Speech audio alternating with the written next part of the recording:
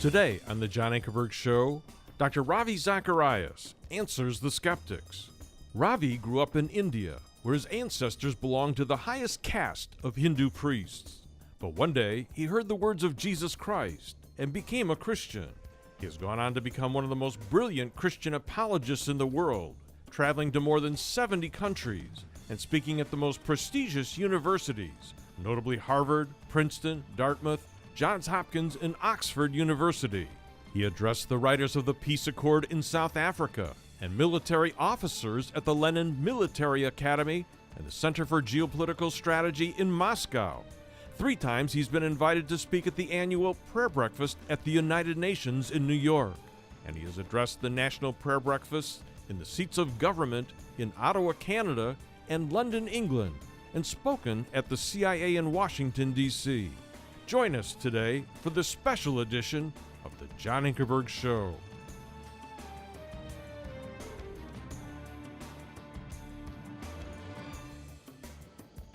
Welcome to our program. I'm John Ankerberg. Thanks for joining me. Possibly a friend has called you and invited you to watch our program today and hear our amazing guest. If so, I want to welcome you and say I don't think you're going to be disappointed in what you hear. My guest is the brilliant Christian apologist, Ravi Zacharias, who has traveled to more than 70 countries around the world, speaking at the most prestigious universities, answering students' questions about life's toughest questions, and he does it both logically and lovingly. He also speaks to government leaders in different parts of the world, and 3 times he has spoken at the United Nations in New York, their annual prayer breakfast, which marks the beginning of the UN General Assembly each year. And this broadcast, folks, is being watched in 206 countries and territories. It's being translated into many languages. And in the weeks to come, I've asked Ravi to answer questions from students. First of all, we'll spend a week with those in the Far East. Then we're going to move to the Middle East. Then another week from those in Europe. And then from students in America. And so I think you're going to enjoy that. But today I want you to get to know this man. He was born in Chennai, India. And Ravi, our world is confused. People are searching for answers and they can't seem to find anything that matters. And you were a confused young man yourself. Take us back to Chennai. And you did not know the clear teachings of Jesus Christ. How did it all come about that you became a believer and follower of Jesus Christ? Well, first of all, it's good to be with you, John. Known you over many years, and just a delight to have our friendship. Yes, you're right. I think confusion is probably systemic in our world today, and it's not particular to any one culture, no matter where I go. In fact, the greatest percentage of our audiences is really among the young, be it universities or high schools or whatever, because that's a questioning stage in life.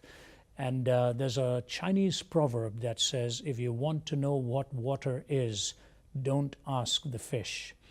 When you're so immersed in something, oftentimes you really don't even think of a counter perspective, or you don't think of questioning what your environment is about.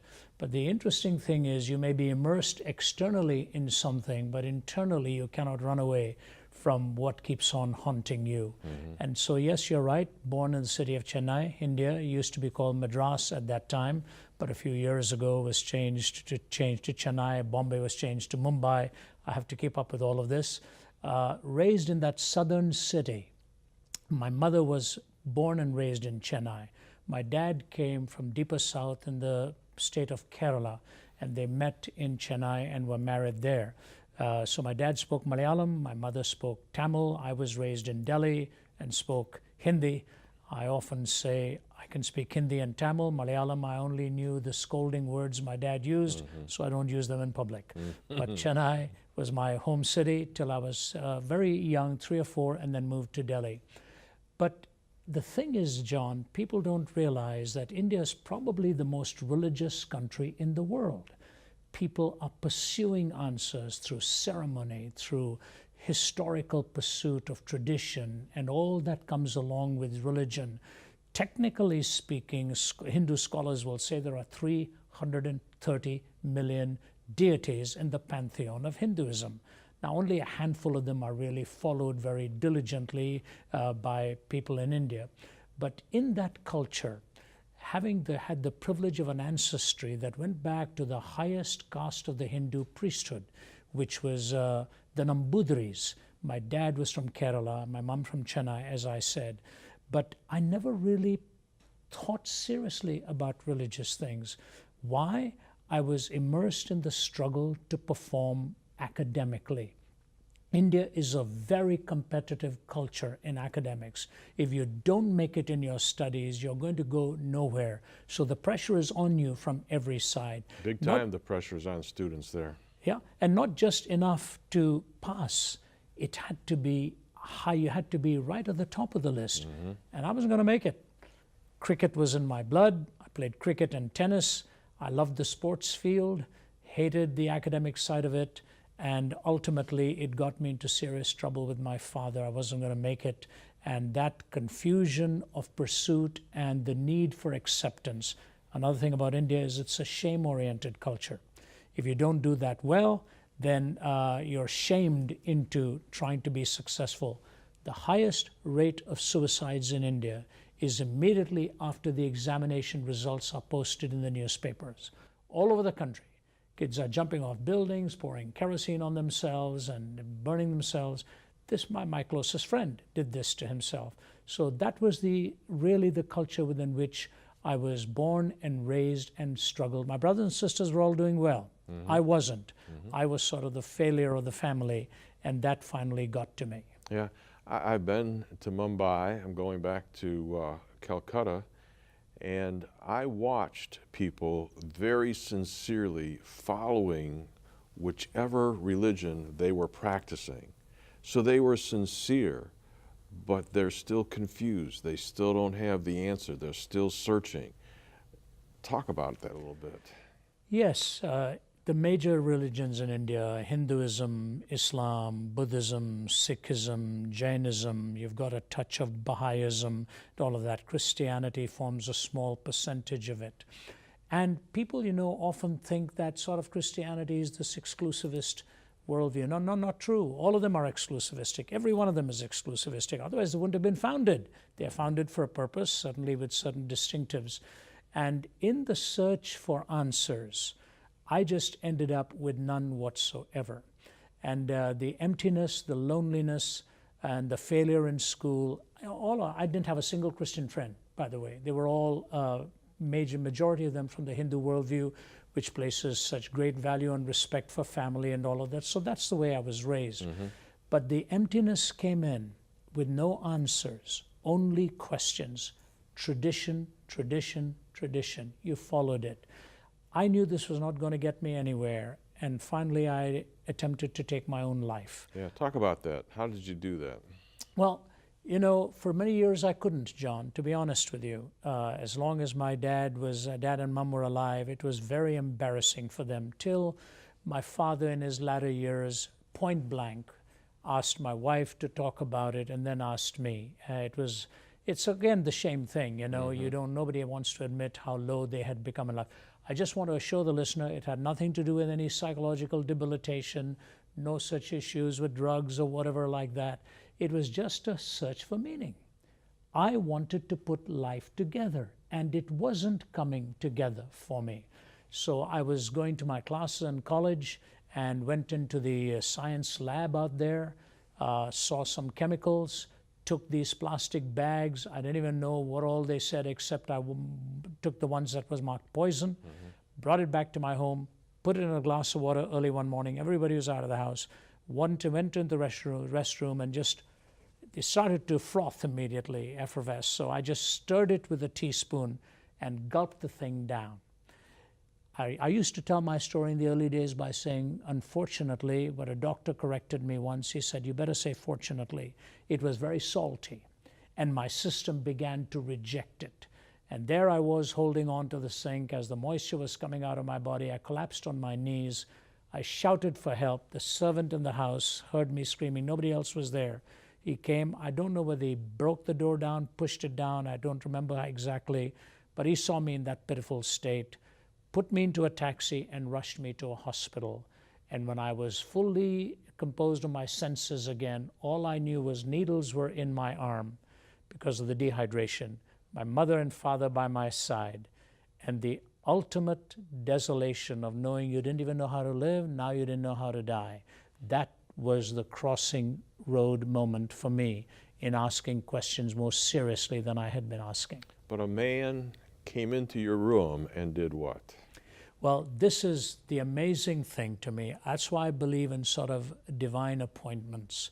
I wasn't looking for anybody to come. In fact, I still don't know how they let him get that past that Right. much, probably because he said he was a minister. And he brought a little red New Testament and wanted to read it to me. And my mother said he couldn't. I was in critical condition. So he opened it to the 14th chapter of John. And ironically, it's Jesus talking to Thomas, the first person who ever went to India with the gospel.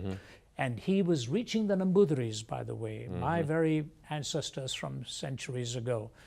And in that 14th chapter of John, as Jesus was saying, because I live, you shall live also, I grasped onto that verse and said, Jesus, if you are offering me life like I have never had it, I want that life from you.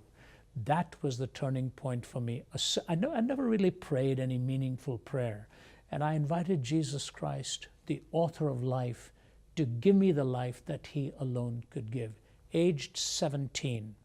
And the Bible handed over to my mother. I couldn't hold it because, as I said, the dehydration had set in. So my mother, in her heavy accent, reading this to me, I prayed the prayer.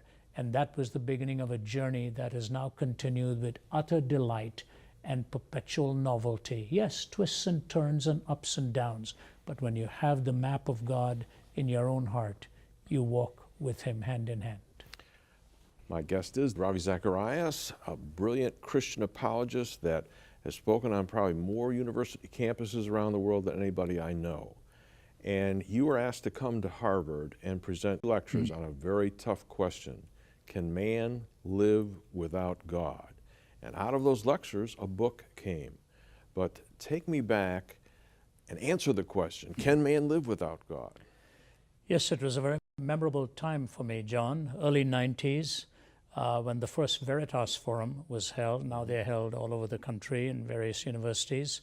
And the subject was given to me, can man live without God? From the quotation by Will Durant, he said, the greatest question of our time is not going to be North versus South, East versus West, communism versus capitalism, but the greatest question of our time is going to be, can man live without God? So that, the last phrase is what I took and put into the title of my lectures. I gave 2 lectures there, sponsored by various groups, philosophical societies, the Christian groups, and so on. And the venue was the Harvard Law School. And I do remember 2 things about it distinctly, that it was held on the weekend of the Harvard-Yale football game. So they were nervous at what kind of a turnout we were going to draw. And number 2, it was the first time I was on my feet in about 2 weeks. I had been in Scotland doing some research on David Livingstone, injured my back, herniated my disc. My body was really off kilter. I'd been laid up in bed in Glasgow for 5 days, came back, one of my teammates flew in to bring me back, and I lay in bed all that time till the day I had to fly out to Boston and do this. Those 2 memories are so vivid. I didn't know how it was going to go. But that was the question and is the question. There are 2 ways to answer it. Theoretically, yes, people can live as if God doesn't exist. Atheists, agnostics, anti-theists, at least for the most part, do. Logically, it is impossible, especially if you want to make a moral pronouncement on any issue.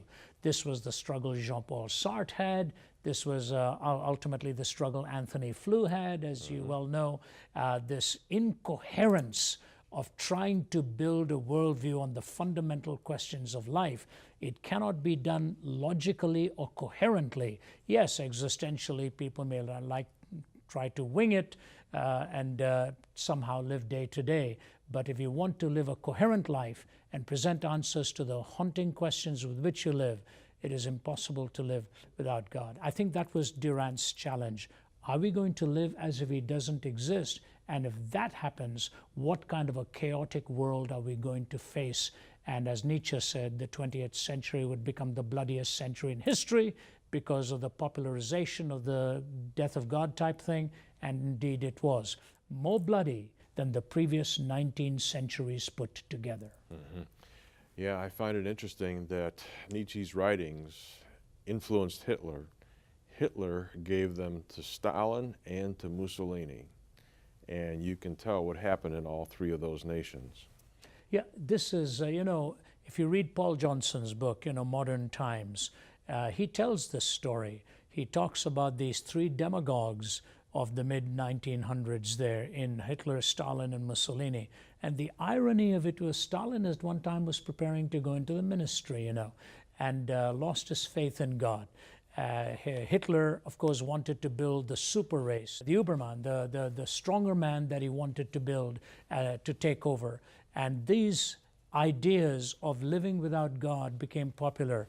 Nietzsche, ironically too, son of a pastor, and both of his grandfathers were in the ministry. And he said, when we realize God has died in the 19th century, a kind of madness will break out. The last 13 years of his own life, he spent moving between sanity and insanity, oftentimes in silence for weeks. But here's the parable he gave. He said, have you not heard of that madman who took a lantern and went into the city saying, I'm looking for God, I'm looking for God. He excited considerable laughter. People standing there looked at him, thought he was just a maniac himself. And then he said, where has God gone? Have we lost him? Has he gone on a journey or a voyage?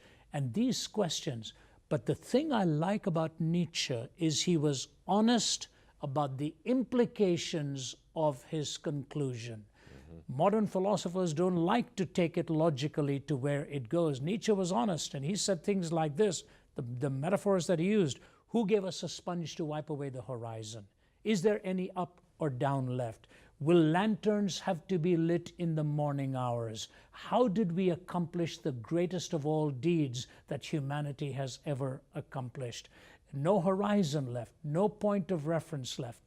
He recognized that the death of God meant the death of absolutes and the death of definitions. So here was his question: what sacred games will we need to invent in order to sort of assuage and to bring some kind of satisfaction? So what is he saying? Some type of spirituality is desperately needed, something mystical, something of an absolute nature. How are we going to find all of this now? This to me, John, really, this to me is the greatest question of our time. If God is no longer in the paradigm, where are we going to find the definitions? What point of reference? Nietzsche was right on target. And so he said, two things will happen. The 20th century will become the bloodiest century in history because the 19th century killed God, philosophically he meant, and a universal madness will break out. Need we even probe beyond even the surface to see the data on where we are today in our world? When you look at what happened in the 20th century, Auschwitz, and all of that, people don't like to hear these things. They say, you're pulling at extremes. No. G.K. Chesterton put it this way: the tragedy of disbelieving in God is not that a person ends up believing in nothing. Alas, it is much worse. A person may end up believing in anything. Yeah, and you said there's 4 struggles. If we eliminate the presence of God from a culture's life or from an individual's life, and the first one that you said, and you've never had anybody that has argued logically to give you a better answer to these questions, these struggles. The first one, if God does not exist, there is no objective point of reference for any moral framework. Explain that. Well, I'm an Easterner by birth and a Westerner now where I live. I've brought these two cultures and I see the strengths and weaknesses of both. In the Western world, we wonder if there is a God. In the Eastern world, which God to believe in. These tensions are there. But the reality is, ultimately, we need a moral framework by which to build our lives. In America, we talk about the roots of law. All right, we have the roots of law. We have the trunk of politics. We have the branches of culture, and it spreads out. What's going to hold the roots together? It's a moral soil that has to hold the roots together. That's how America, for example, was framed, with order and so on. So where do we turn for a moral point of reference? Even the best-known atheists have admitted that. It's only the popularizers who like to come up with all kinds of solutions, the Sam Harrises and all, who think we can find moral reasoning apart from God, and they just warm up old washed up theories that don't really make sense. Mackie the Australian said, it's difficult to talk about these things of good and bad unless there is some kind of a theistic framework. He granted that. Kai Nielsen, the Canadian atheist, said, rationally you cannot come to moral decision making no matter how many facts you bring together. And then he said this fact alone troubles me. Bertrand Russell said that he chose between good and evil the same way he does between yellow and green. He said that to Copleston, and Copleston said, yes, you choose between yellow and green by seeing, don't you? He said, yeah, but how do you choose between good and evil? He said, well, on the basis of feeling. I've often said to my audiences, in some cultures they love their neighbors, in other cultures they eat them. Did Bertrand Russell have a preference? Mm-hmm. By the way, Nietzsche himself said that words have no meanings ultimately. They're in a hall of mirrors reflecting on each other. He said, but I am also too pious to bend my knee at the altar, which is called truth. What was he talking about? The moral implications of what is true. And to me, John, and I know in your life too, I'm raising a family. I'm a father. I'm a husband. I'm a grandfather now. And I look at where the academy is taking our young. Relativism, the absolutization of relativistic way of thinking, it's like having our feet firmly planted in midair. The search for moral absolutes without a transcendent point of reference is an impossibility to have it logically done. Yeah, we're going to come back to this more next week because these are such important points. But in the 2 minutes that we've got left, let's hook this up to what you were saying happened in your own life. People are searching for meaning. They're searching for answers. And you didn't find it in the world. You didn't find it in just religions. You found it in a person. Talk about that and how this person, Jesus Christ, answers these 4 struggles that we have that we're going to talk about a little bit more. When I spoke at the UN, I was asked to speak on the search for absolutes. And I talked about 4 searches here. We have the search for evil, how to define it, the search for justice, how to define love, and when can we legitimately forgive. Evil, justice, love, and forgiveness. And they were listening intently. I said, now I want to ask you this question. Where in history did these 4 converge at any one given moment? They converged on a hill called Calvary, in the person of Jesus Christ, in whom perfect righteousness was revealed, in whom the love of God was shown, and who brought justice into focus in the penalty for sin and offered me forgiveness. Nowhere else will you see the convergence of these 4 realities and the offer of forgiveness and grace. I found it in Jesus Christ. And to my listening audience, I say the same thing. If you look to Him, speak to Him, pray to Him, He offers you His love and forgiveness and His redemption. Yeah. Folks, this is great stuff. And if you are thinking about these things, would like to have more information, you can go to our website where there's a place for you to think about praying to Jesus Christ, a prayer something like Ravi prayed way back when. But there's maybe more ground that needs to be covered before you do that. So I just hope that you'll stick with us right now. And in these weeks to come, we're going to talk about man's search for God and the answers that are there, but some people don't seem to be able to find them. We're going to ask Ravi to guide us through this confusion, the whirlwind that is out there, and to give you specific examples next week on can man live without God. So I hope that you'll join us then. Stay tuned for scenes from next week's program. If you would like to have all of the information in our new series, Ravi Zacharias Answers Skeptics, it's available on DVD for a gift of $49. In this series, Ravi describes how he grew up in India, where his ancestors belonged to the highest caste of Hindu priests. In a land of 330 million deities, he often pondered life's meaning, but finally lost hope and attempted to take his own life. While in the hospital, a man gave him a Bible, and he read Jesus' words, "Because I live, you shall also live." He then gave his life to Jesus Christ and went on to become one of the most brilliant Christian apologists in the world. In this series, he also answers the question, "Can man live without God?" and summarizes a lecture series he was asked to give at Harvard University. And then third, he answers the most asked questions he receives from students in the Far East. The 3 programs in this important series are available on DVD for a gift of $49 US. Then, our second series is called Ravi Zacharias Answers Questions from Europe, the Middle East, and America. Aren't all religions basically the same? Isn't Jesus just one of many prophets? Isn't it unfair to claim that all the people who lived before Christianity are damned to hell? Is the Christian doctrine of the Trinity, that God is both one and three, a violation of the law of non-contradiction? If God is all-powerful and all-loving, why would he choose to create a world he knew would fall apart and bring so much evil and suffering? The 3 programs in this series are also available for a gift of $49. Then third, we have written 2 new study guides with extensive notes that parallel our 2 television series. Each study guide contains 3 sessions for your personal study or Bible study group and is available for a gift of $8 each or for 5 or more copies for $5 each. And finally, if you wish to order all 4 of these items together, that is both television series plus the 2 study guides, they are available together in a special package for only $99 US.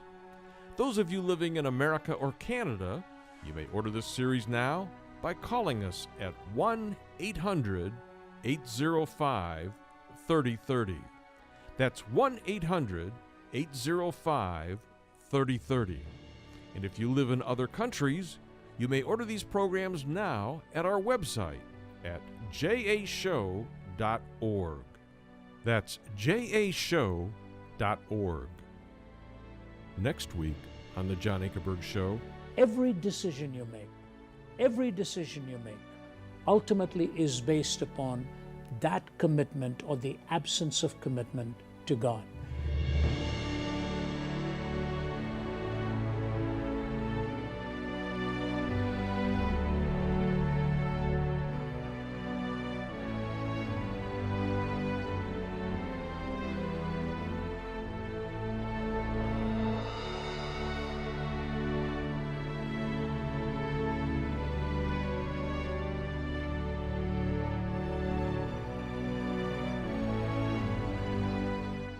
and to learn how to start a relationship with Jesus Christ, go to our website at jashow.org and click on Pray to accept Jesus Christ as your Savior.